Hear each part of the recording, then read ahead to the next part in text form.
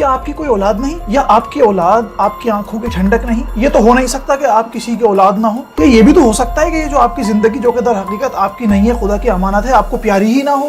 میں یہ کہنے کی گستاخی اور جسارت تو کر نہیں سکتا کہ آپ ایک مہذب معاشرہ نہیں ہیں، اور ہاں آپ کو معلوم ہی نہ ہو کہ ہمارے ملک میں کیا چل رہا ہے۔ اگر اوپر کی گئی تمام باتوں میں سے ایسا کچھ بھی نہیں تو خدارا آپ ملک میں پھیلی ہوئی وبا کو پھیلانے کا اور سبب کیوں بن رہے ہیں؟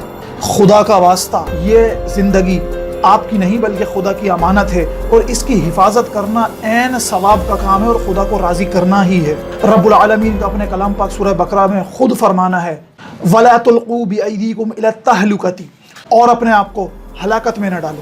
آپ کہتے ہو کہ ایمان کے ہوتے ہوئے احتیاط کی کوئی ضرورت نہیں، تو بہت معذرت کے ساتھ آپ کا اور میرا ایمان خلیفہ دویم فاروق اعظم رضی اللہ تعالی عنہ سے زیادہ قوی نہیں ہو سکتا کہ جب انہیں معلوم ہوا کہ ملک شام میں طاعون کی وبا پھیلی ہوئی ہے تو آپ نے تدابیر کو اختیار کیا، اسباب کو اختیار کیا اور مدینے واپس چلے گئے۔ تو گویا معلوم ہوا کہ اسباب کو اختیار کرنا ہی توکل ہے۔ فرمان مصطفیٰ صلی اللہ علیہ وآلہ وسلم اپنے اونٹ کو رسی سے باندھو اور پھر توکل اللہ پر کرو۔ میں آپ لوگوں سے ہاتھ جوڑ کر گزارش کرتا ہوں کہ حقوق العباد کا خیال کرتے ہوئے خود کو گھروں تک محفوظ کر لیجئے۔ آپ کے قیمتی تجزیے گلی کے چبوتروں پر بیٹھ کر آپ کے زندہ بچ جانے کے بعد بھی کیے جا سکتے ہیں۔ خدارا یہ موقع ہے، ہمیں وقت ملا ہے، اس وقت میں سیکھیے، خود کو گرو کیجئے۔ A thing you fear is an opportunity to grow۔ آپ کو اور مجھے زندہ بچانے کی خاطر ہمارے ڈاکٹر حضرات، ہمارے میڈیا نمائندگان، پولیس، فوج، آرمی، ہر قانون نافذ کرنے والا ادارہ صف اول میں ہمارے لیے کوشاں ہے اور اپنی جانوں کے نذرانے پیش کر رہے ہیں۔ خدا کا واسطہ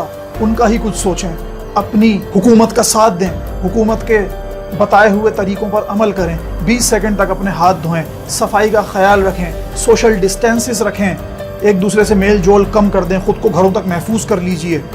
اور ہاں، جھوٹ نہ پھیلائیے۔